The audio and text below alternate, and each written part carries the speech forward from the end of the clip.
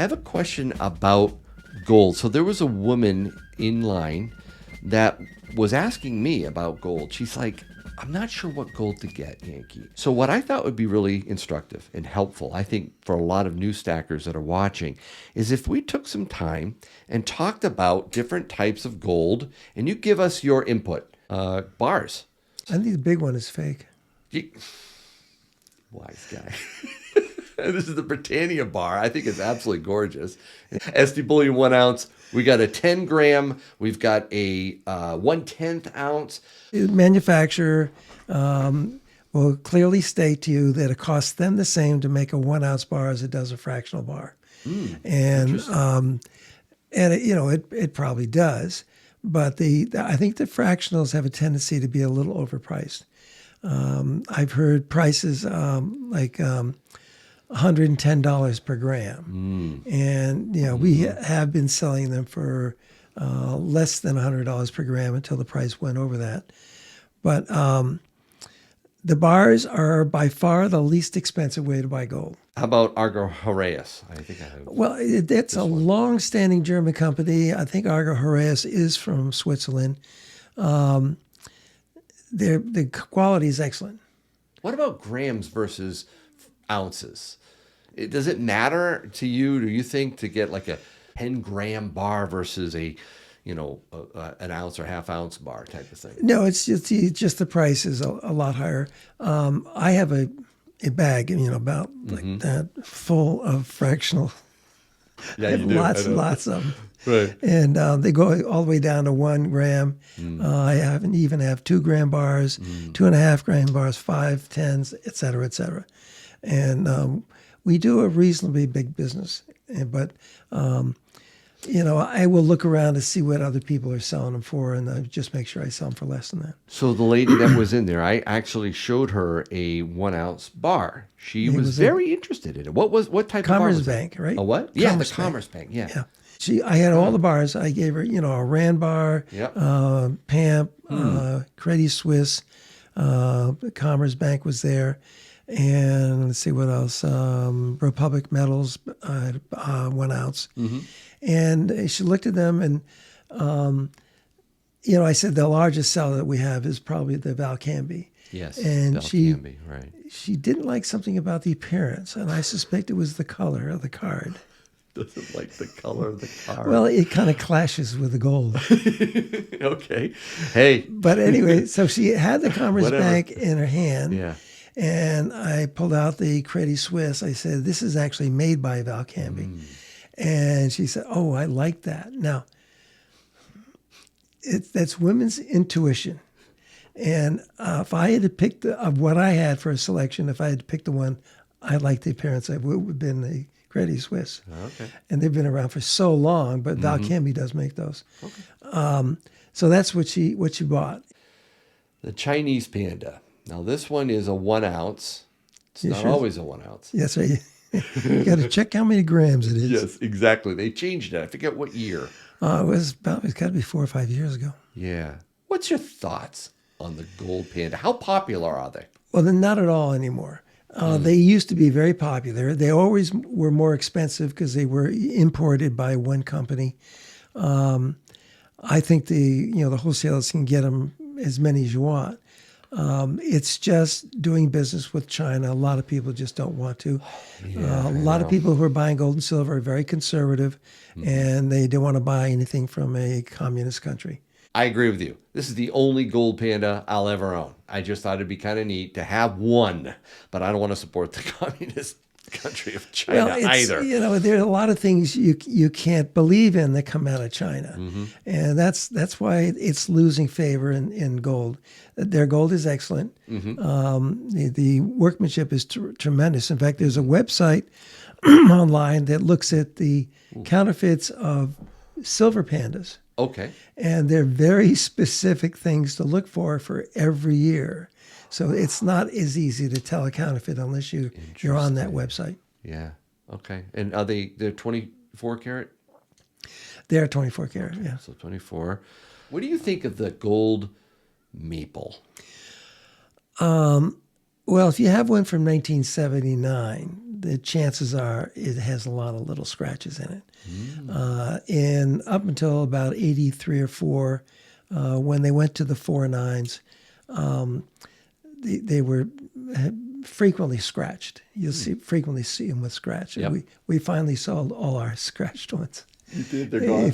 Great prices, yeah. They can sell for great prices. Awesome. But now I think it's probably the best they've ever made. So how popular is the gold maple to stack? It's still very popular. Yeah.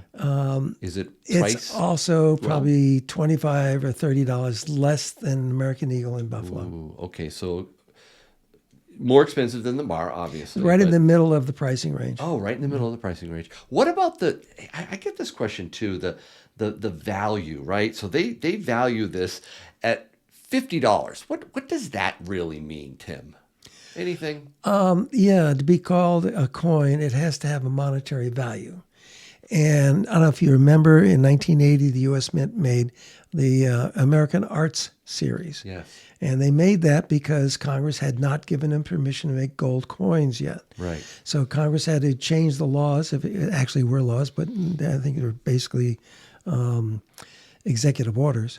Mm-hmm. But they had to make sure it was legal for the mint to start making gold coins again.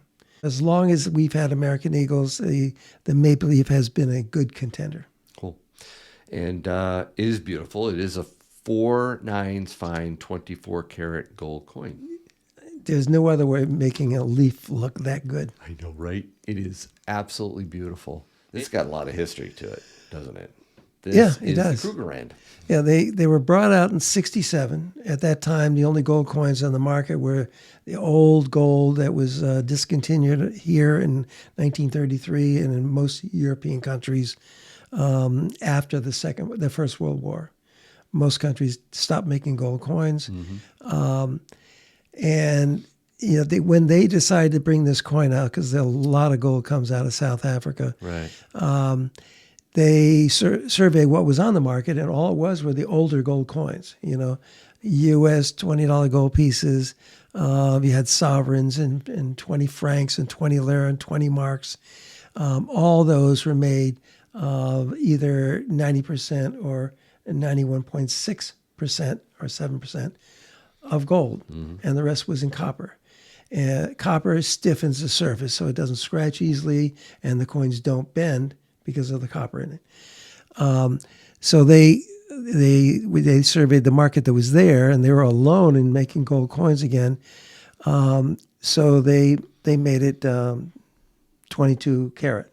That's what this is. And what's added in a it? lot of copper to it. So it's copper. Yeah, a little bit of silver. I don't think there's any silver in it. Silver, right? Okay.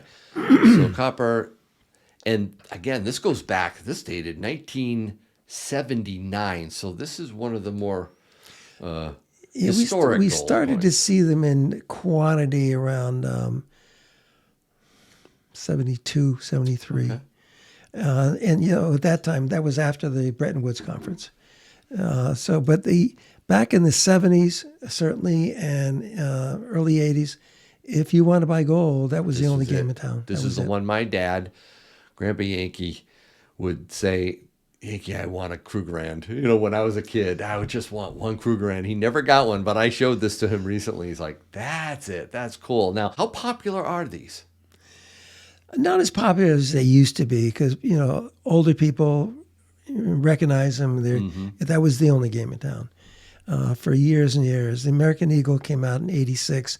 That did change things, but we had to, and because of a UN mandate, we had to stop importing from South Africa. Right. And because of apartheid. Yeah. And it's, I guess, one of the things that the U.S. looked at when they were going to bring out gold coins was the maple leaf, and a lot of those were scratched. So they looked at the Krugerrand, and none of those were scratched. So they decided to make a 22-karat coin, and they didn't want to have the pinkness of the copper. So they made it with silver, which is very close to the same stiffening. So that's still one full troy ounce of Everything, pure gold, every right? gold coin Okay. is except the Chinese panda. That's why I got one of the older ones, because it says 1 troy ounce, but they Yes. changed it now to 30 grams. 30 grams, so it actually has less gold than anything else. That's Yeah, it's Don't get it's, those. It's to the molecule. yeah. They all have the same amount of gold in. It doesn't matter if it's a bar, a maple leaf, an American eagle, American buffalo. Let's go down to Australia, mate.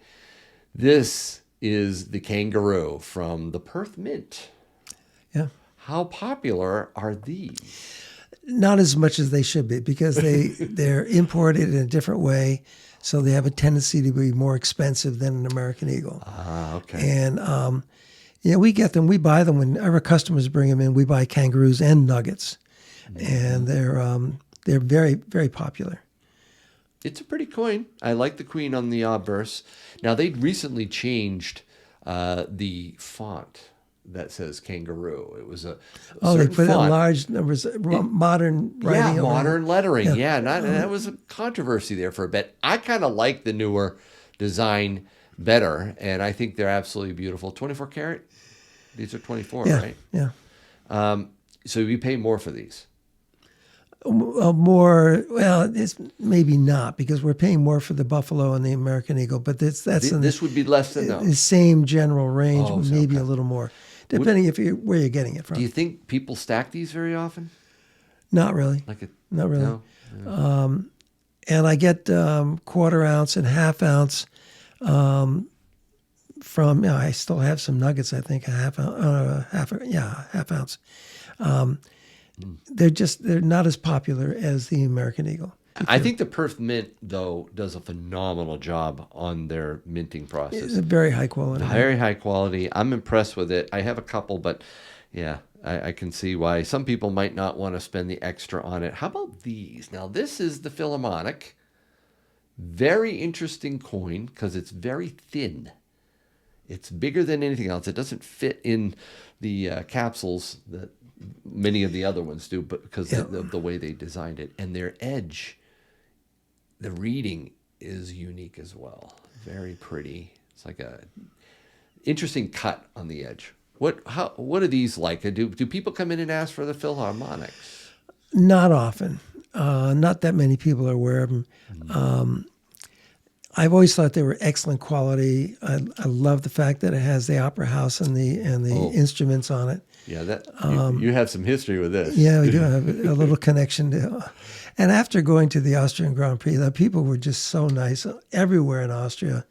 I definitely want to go back to Austria. Mm-hmm. And there were many, many people there who speak English.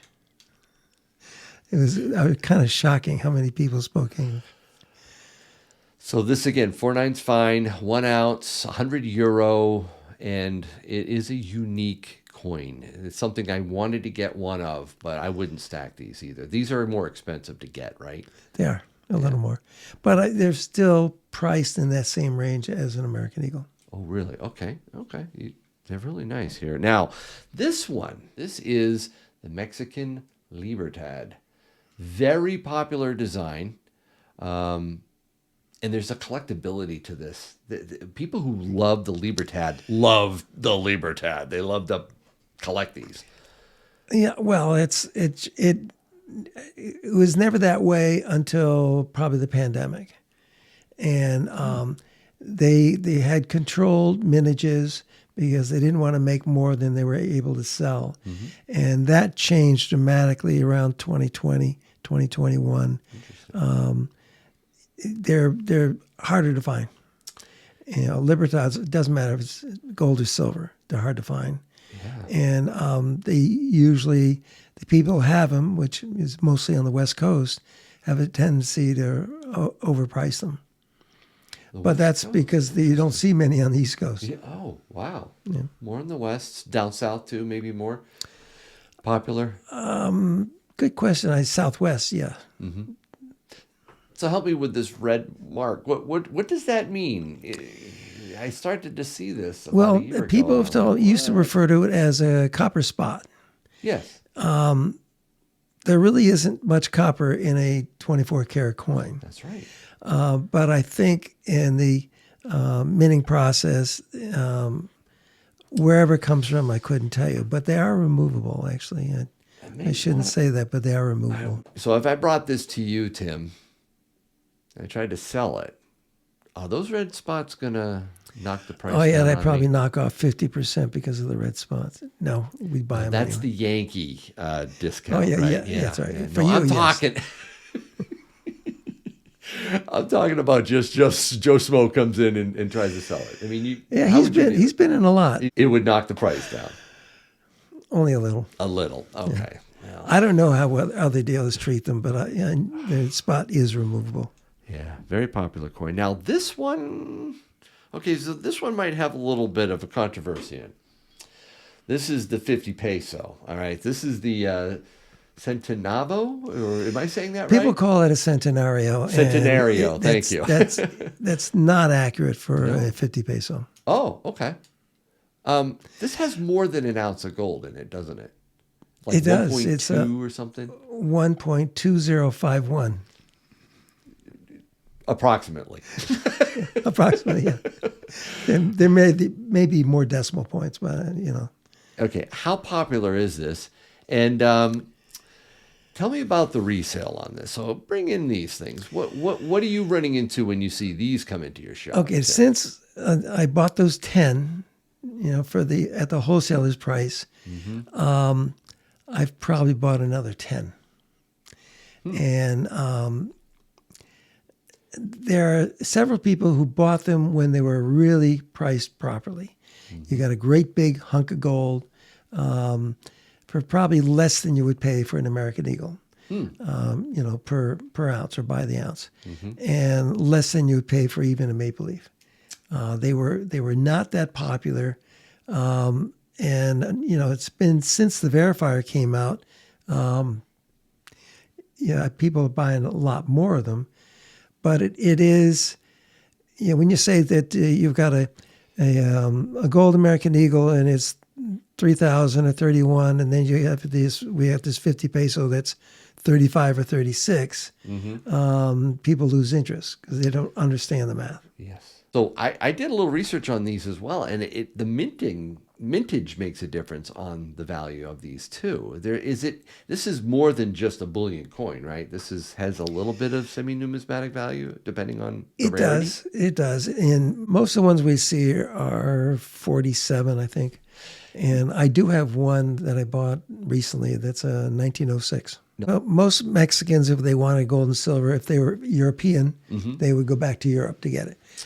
That's all changed. I have a customer who is here from Mexico who is studying here, and I asked him that question. I said, "Why are we seeing so many much more interest in the libertads?" And he says, "Because wealthy Mexicans are now buying things from their own mint." Interesting. Let's move on to one of my favorite designs, and that is the gold Britannia. This has gone through some changes with some security features, as well as the field in the back, those wavy lines. I mean, they do change it up a little bit, but the iconic Britannia on the back. They've kept her with that design. Wow. That keeps coming back. Love that design. It really is iconic. And of course, I do have the Queen in the front. How popular are these? They're very popular, but we don't see them in large numbers here. And I think that everything from Great Britain is imported by an arm of the British Royal Mint. I think even the wholesalers have to get them from that company, whoever imports them. A little more expensive or not? They're really about the same, maybe a little more than the maple leaf. They're in that range. Less than Eagle? Probably a little bit less than the Eagle, more than a maple leaf. Maple. Okay, so right around that sweet spot. And that's just Nice. availability. If I ordered 10 of these for the store, we'd probably sell them for the same price as the maple leaf. But you don't get somebody walking in that often saying, "I want a gold Brit." I actually had one today. Oh, good. Yeah. So, but when they see them though, if you had like a maple and an eagle and they say this, does that draw them in? Do you notice that they go, "Ooh"? As long as they stick to that side, yeah. No, it's a very popular coin. A lot of people just stick with the American Eagle and the American Buffalo because they're familiar with those. So we're going to go American right now. But before we go to the coins, I want to show you a round that just came out. This was made by Scottsdale Mint. SD Bullion is selling them, and they're selling the silver. But I wanted to get the gold. Now, this is, I think, a really cool round. This is not technically a coin because it doesn't have, it's not made by a sovereign mint. It doesn't have, I think, a denomination on it. But it is really cool. It's made from the cowboy round, which you sold is those, it right? called the rifleman? It's called the rifleman, Okay. yeah. Scottsdale really does a great job with these. This is a round, though. This is not a coin. If I brought this into you, you're going to give me what? Probably half what it's worth. No. Okay, let me rephrase that. If someone No, other than Yankee brings it in. I really like it too. So It's beautiful. The other rounds that we have are the American Art Series. Yep. This would outsell that 10-1. Here's this iconic Scottsdale. Here, take a look. It's a typical Scottsdale. Mm-hmm. They do a nice job, just about everything. Yeah, they do. I did grab one of those, and then now let's get back to the coins. It's got to be a very popular one now, the Buffalo. Has it always been a popular gold coin to buy, or has it changed over the years? It actually had a very slow start, and I would say since the pandemic, its popularity has risen dramatically. And it's still not quite where the American Eagle is because that was first and it's been around for a long time. Mm-hmm. But there's a lot of misinformation on the internet. People say, "Well, I'm going to get the Buffalo because the American Eagle's only 22 karat." We hear that a lot. Yep. And that's been a boost to the Buffalo, even though it doesn't make any sense. The other thing about it, I don't know, even though the American Eagle weighs more, if somebody says, "Well, I like to see a Buffalo. Do you have one of those?" And you put that in their hand, it just feels like it's a real hunk of gold. And it doesn't have any flat surfaces. So that's why, that's why it just looks like a hunk of gold. Yeah, when you look on its edge, you really see how the relief to the coin. It's dramatic, especially the Buffalo side, and it's almost concave. Flat surface coin is going to show scratches very, very quickly, and this doesn't because it's a textured surface. Yeah, that's right. The field is very, very textured. So this is a popular one. You must see people popular. coming in and saying, "Oh, I got to get a gold Buffalo." Yeah, they're very popular. Excellent. They're also very expensive. Well, the American Buffalo and the American Eagle are right now priced the same, and they're at the top of the list in pricing. This is what most people want. Most people buy, It is right? still the most prevalent, yes. The Gold Eagle. Yeah. And they recently changed the design. I have to admit, this reverse is now one of my favorites. I love it. I love the boldness of that face, the eye looking at you, the detail on it. I don't know if this camera is doing it justice, but it really is a great change. It is. It's a nice change, yeah. And their counterfeit measures are built into the design. Yeah. If you look around the eyeball of the eagle, you see they don't have any feathers around the eye for obvious reasons. But they do have an occasional hair. So you see the bumps from the hair follicles under a microscope or a magnifier. That's a security feature. That is definitely a security feature. Again, if you want to duplicate it, you'd be prepared to buy $1 million worth of equipment. Nice. So they won't be duplicating those. The one that's more prevalent that people understand at least or notice is the missing reed right there. And they move that each year, I hear. Yeah, put it in a different spot. That's the only reason I can imagine. Yeah, it makes sense. Now, people bring these in. But you see, the counterfeiters don't know what the algorithm is. They don't know where it's going to be moved to. That is true. That is true. What do you think? Is this the best bullion coin to buy? It's still the most popular. I have a box of proofs someplace.